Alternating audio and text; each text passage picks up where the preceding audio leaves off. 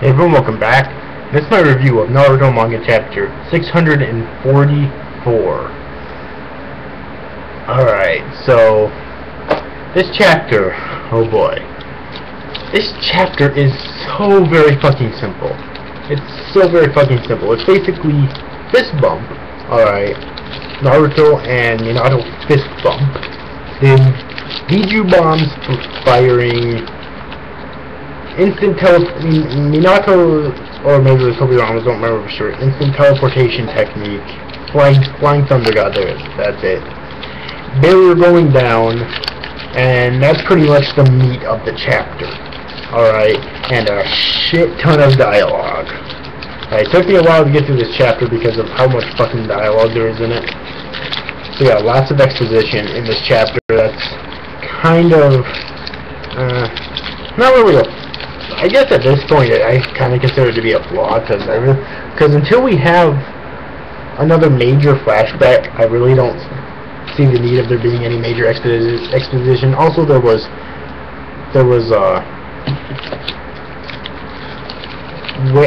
flashbacks in this episode about Rin and about Kushina, and I'm like, come on, people! I thought we were fucking past this, alright? No more fucking flashbacks about that shit. Alright, unless it's no more flashbacks at all unless it's major. Like, I understand for on Kishimoto's sake it's a great marketing tactic because it extends his series longer, which means he'll get more money out of it and it'll remain popular longer as well. Alright, so basically it'll remain one of the big three longer, essentially.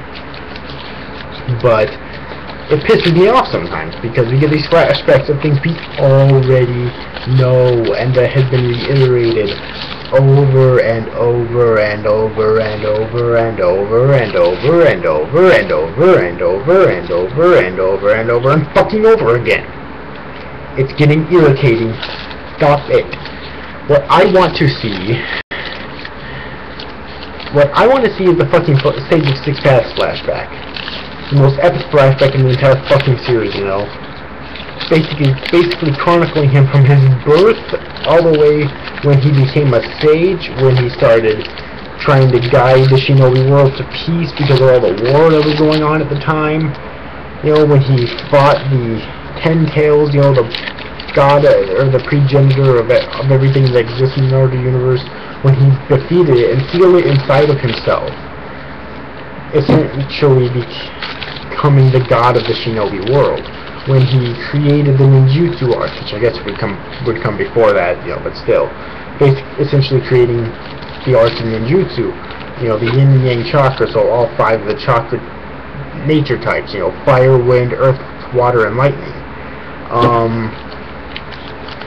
How he obtained his Rinnegan. We know that the Rinnegan came from him, but we still don't know the true origin of it, like how he acquired it. Was he born with it? Did something happen to him during his life that he acquired it?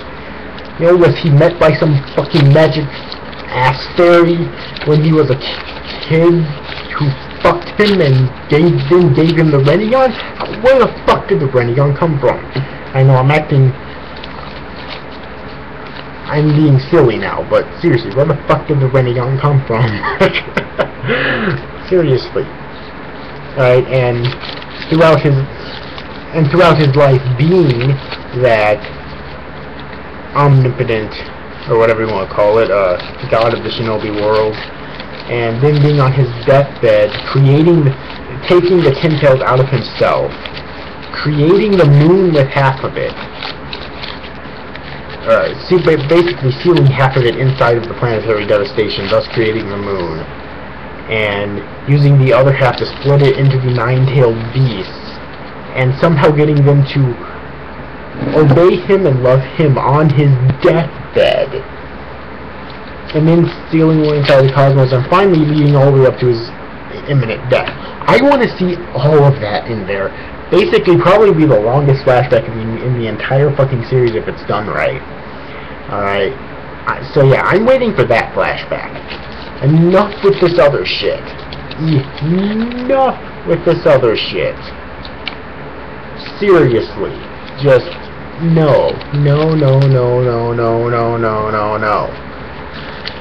Whew, anyways, another thing that happened in this chapter, that I thought was kind of humorous was that Shikamaru could not figure out how to get him and his comrades out of a huge mess for the first time in the entire fucking series.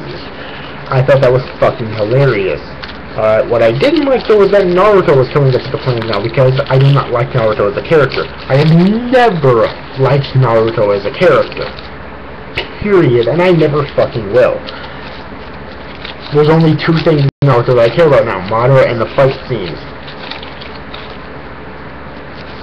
Naruto is not one of them. I think Naruto is a shitty-ass character. I've always thought that he was a shitty-ass character. Probably the only thing that kept me watching and reading all these years would be all the other abundance of characters, because the series has a shit ton of fucking characters, and the overall overarching storyline and the fight scenes. Alright, and along with the fight scenes would go all the unique powers that we've seen throughout the course of the series. That's literally it. And at this point, there's only two things, as I just said, that's keeping me watching and reading: Madara and the fight scenes. That's it. Okay. So yeah, enough with this fucking Naruto shit, alright? I mean, I know he's going to have to be there because he's the main fucking character, but seriously, he's coming up with the plans now? You've got to be fucking kidding me. So, anyways, I did think it was hilarious, though, that Shikamaru couldn't even make them come up with a plan to get out of this shit. For the first time in the entire fucking series, I did think that was hilarious. We also learned something interesting about Tobirama in this chapter also. Not only did he create the Flying Thunder God technique and the Edo Tensei, but he also created the Shadow Clone technique. Like, really? God, Tobirama created a lot of useful jutsu. The Shadow Clone we've seen, also the Flying Thunder God, which Minato later adapted, but also the Edo Tensei, which is a twisted jutsu, but it's also useful if it's in the right hands. Yeah, alright, it can be good if it's in the right hands, I think. So yeah, but anyways, though, what I think of this chapter overall, I thought it was meaty-core at best. I mean, it was an okay chapter, I thought, honestly, because it had way too much, you know, Naruto, you're not fucking badass, okay? If you have to say that you're badass, you're not badass. Prime indication right there. Yeah, if you have to say that you're fucking badass, you're not goddamn badass. No badass will ever say that they're badass. They just are. Okay, and you certainly are not. So way too much emphasis on Naruto coming up with the plans and saying he's badass in this episode or chapter. Too many flashbacks of things we already fucking know. Alright. Not enough story progression, I don't think, because Kishimoto's proved in the past that he can do short chapters like I was going to say like these, but all of them are short, but that he can do short chapters and still have a lot of story progression in them. This chapter did not. Alright, seriously.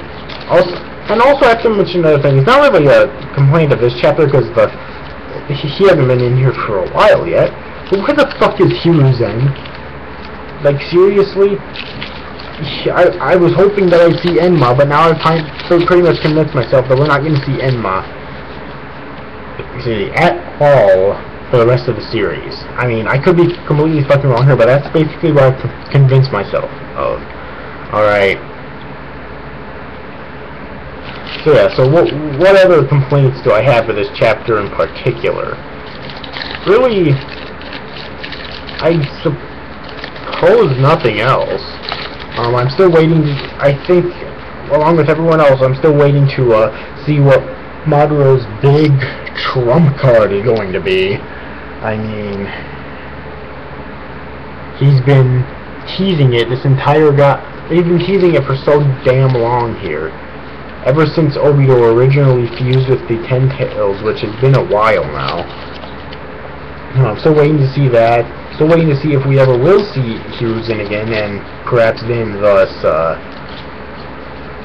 Enma. Alright.